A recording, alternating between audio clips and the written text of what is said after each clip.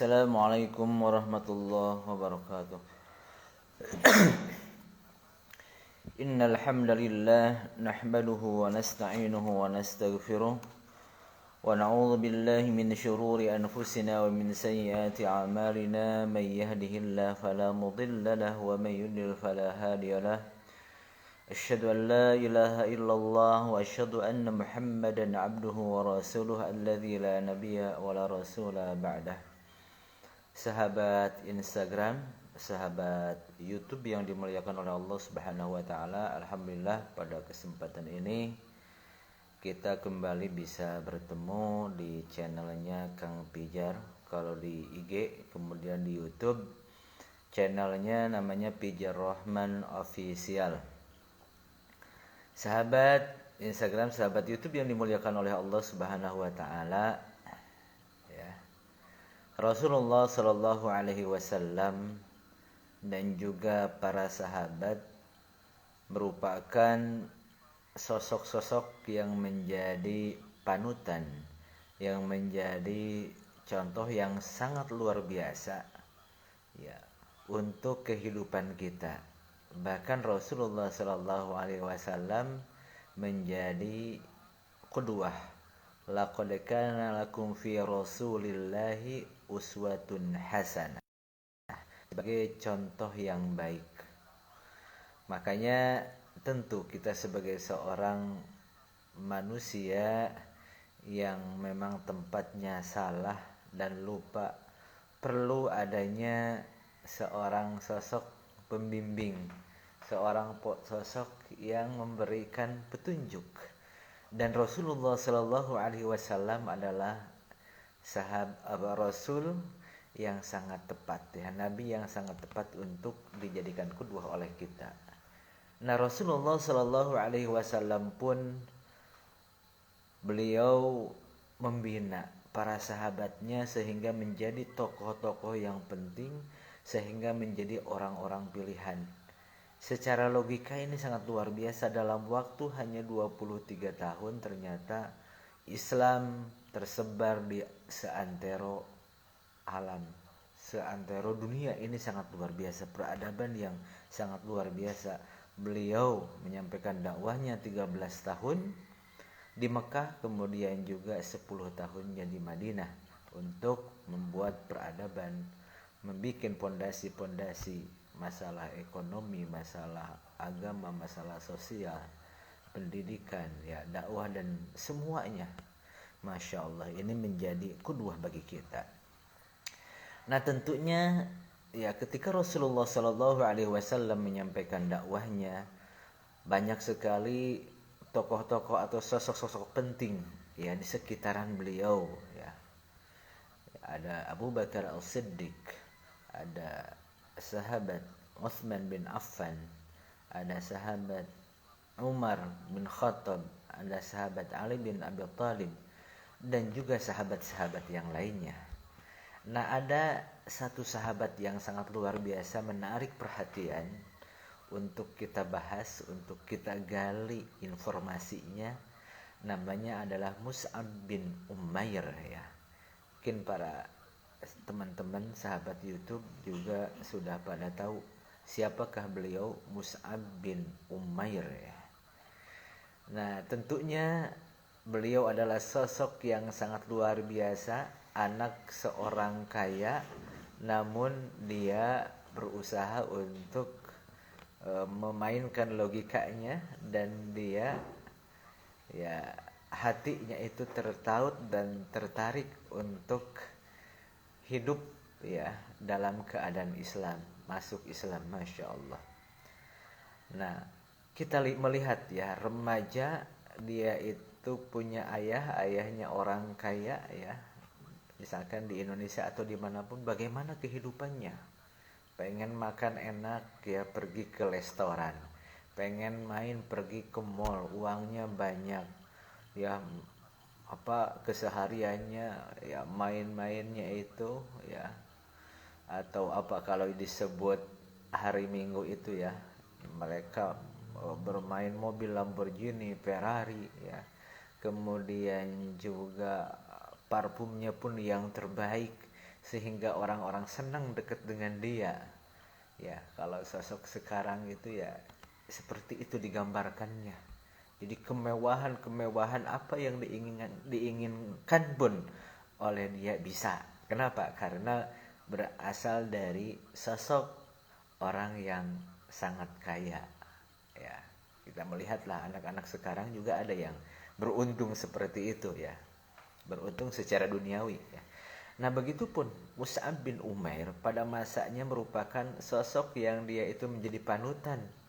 Ya, masyarakat sekitarnya dia hidup secara bergelimangan harta, mewah, apapun yang dia inginkan bisa, bahkan parfumnya pun parfum yang terbaik pada zamannya ya.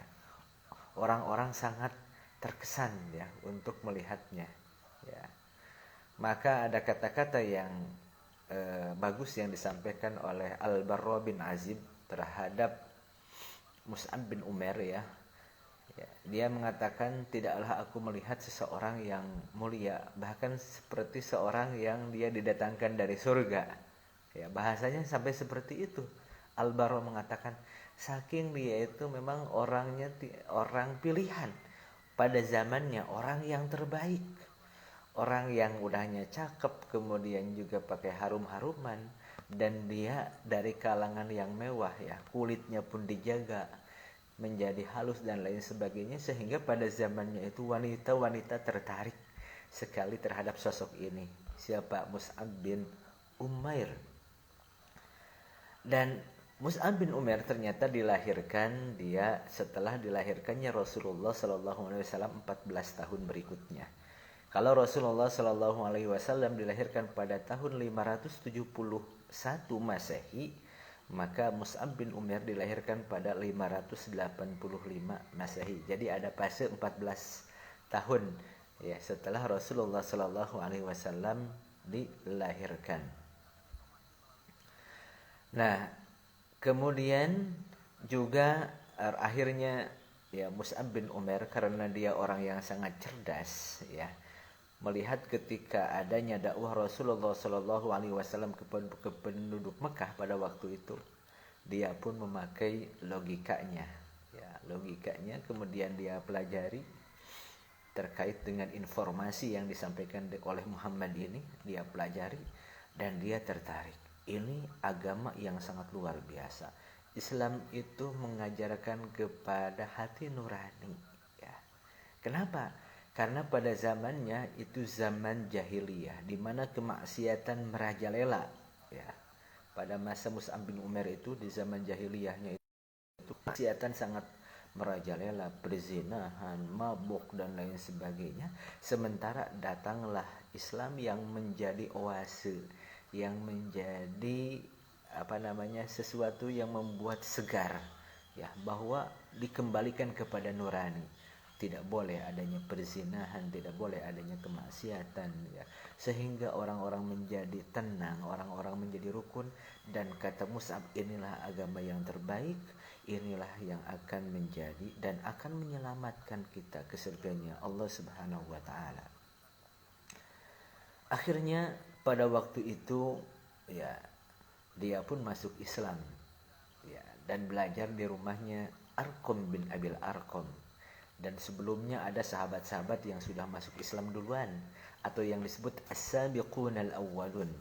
Ada sahabat ya, istrinya Rasulullah SAW, Khadijah, ada Abu Bakar As-Siddiq ya, kemudian juga ada Ali bin Abi Thalib ya, ada dari kalangan hamba sahaya Zaid bin Haritha, dan banyak lagi seperti itu yang termasuk ya orang-orang yang as-sabiqun al-awwalun. Dan termasuk juga ini tokoh yang sangat luar biasa, Mus'ab bin Umair. Pada waktu itu akhirnya Utsman bin Tolhah, seorang ya orang Mekah, melaporkan kepada ibunya, wahai bunda, tuh lihat anakmu Mus'ab bin Umair, dia telah masuk Islam. Maka dia ibarat mendengar sesuatu yang sangat besar. Dan dia kaget, meronta-ronta, menangis ya.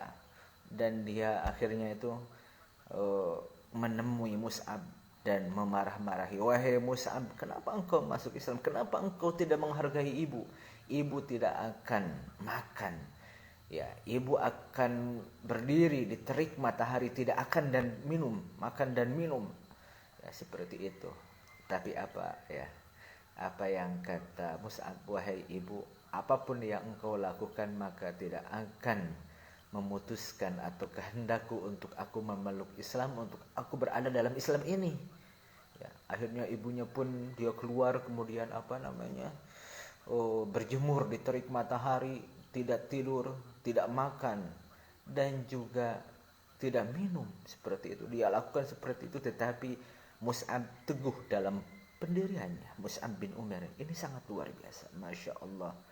Akhirnya keluarganya sepakatlah untuk menyiksa Mus'ab bin Umair. Disiksa ya, kemudian tidak dikasih makan, kurus kering kerontang, kemudian kulitnya sampai mengelupas, disiksa seperti itu karena menurut ibunya ini adalah sebuah aib. Ini adalah sebuah aib. Jadi hadirin yang dimuliakan oleh Allah Subhanahu wa taala, begitu kuatnya, teguhnya imannya Mus'ab bin Umair. Jadi begitulah penyiksaan terhadap Mus'ab bin Umair oleh keluarganya, setiap hari terus disiksa. Suatu ketika datanglah Mus'ab bin Umair kepada perkumpulan, ya. Dan salah satunya ada Sa'ad bin Waqqas. Ya. Dia menceritakan saat itu suatu ketika dia datang pakai burdah, kain yang kasar, kain yang terjelek pada masanya. Yang sebelumnya Mus'ab bin Umair itu pakai pakaian yang sangat mewah, sangat halus, menarik, menawan, tetapi pada masanya dia datang dengan kain burdah. Ya. Dan para sahabat pun tertunduk malu, ya, bahkan menangis karena di hadapannya itu ada sosok yang dulunya itu sosok kulitnya halus, ya, perawakannya cakep dan lain sebagainya, tapi sekarang kurus kering kerontang pakai kain yang kasar, kain burdah. Bahkan saat mengatakan, ya, dulu dia tegap, sekarang busur-busur kami yang menuntun dia untuk jalan. Sempoyongan, Masya Allah. Ini bukti keimanan Mus'ab bin Umair begitu kuat. Nah, akhirnya bagaimana sih peranan Mus'ab bin Umair di dalam penyebaran Islamnya? Ternyata karena kecerdasannya, karena kepintarannya, karena wawasannya yang sangat luas, Mus'ab bin Umair diutus oleh Rasulullah Sallallahu Alaihi Wasallam ke Madinah, menjadi duta Madinah, menjadi duta dakwah Rasulullah SAW ke Madinah. Pada waktu itu beliau tinggal di rumahnya Sa'ad bin Zurarah. Apa yang dia lakukan? Yang dilakukan oleh beliau adalah bagaimana mendekati tokoh-tokoh masyarakat Madinah pada waktu itu. Nah, akhirnya dia mendekati siapa? Sa'ad bin Mu'adz. Sa'ad bin Mu'adz. Ini tokoh yang sangat terkenal, ya. Dia menjadi rujukan umat pada waktu itu, terutama di Bani Ashhal, ya. Di Bani Ashhal menjadi rujukan pada waktu itu. Wahai Sa'ad bin Mu'adz, ya. Bolehkah aku menceritakan tentang Islam sejenak? Kalau ini penting ambil oleh engkau, kalau enggak tinggalkan aku. Maka Sa'ad bin Mu'adz kaget, ini orang sangat luar biasa. Ini orang sangat luar biasa dan tentunya aku ingin, ya, karena kalaupun aku enggak memahami, aku bisa meninggalkannya. Dan ternyata, ya, logikanya, penyampaiannya sangat meresap ke kalbunya Sa'ad bin Mu'adz. Ini agama benar. Ini agama yang terbaik. Akhirnya, ya, dia memanggil Bani Ashhal. Wahai Bani Ashhal, percayakah kepada aku siapa aku? Ya, percaya, engkau adalah orang yang berwibawa, engkau adalah orang yang berpengaruh. Wahai Bani Ashhal, engkau tidak boleh menyapa aku, ngomong dengan aku sebelum engkau, ya, sebelum engkau beriman pada Allah Subhanahu wa taala dan mengikuti Rasulullah SAW, Nabi Muhammad. Maka pada waktu itu serentak Bani Ashhal, ya, belumlah sampai kepada sore hari semuanya sudah memeluk Islam. Masya Allah. Ini sangat luar biasa. Dakwahnya Mus'ab bin Umair pada waktu itu mulailah berbondong-bondong umat untuk memeluk Islam di Madinah. Beliau sebagai duta pionir dakwah di Madinah. Hadirin yang dimuliakan oleh Allah Subhanahu wa taala, begitu besarnya peran Mus'ab bin Umair untuk dakwah di Madinah. Dan ternyata ketika terjadi perang Uhud beliau meninggal dunia. Ya. Meninggal dunia ya. Dan dia mati di tangannya Ibnu Kumais Al-Laifi. Ibnu Kumais Al-Laifi, orang kafir ya, musyrik. Pada waktu itu Mus'ab bin Umair sedang membawa bendera di tangan kanannya. Kemudian ada Ibnu Kumais gitu kan dikejar-kejar dan ditebaslah. Ini potong buntung tangannya Mus'ab bin Umair. Ya, kemudian dipindahkanlah bendera ke tangan kiri, kemudian ditebas juga. Dan akhirnya dia mati tersungkur dan bendera dipegang oleh Ali bin Abi Thalib. Begitu mulianya ya, begitu mulianya. Akhirnya apa ya, jenazahnya itu ditemukan oleh Rasulullah SAW ya.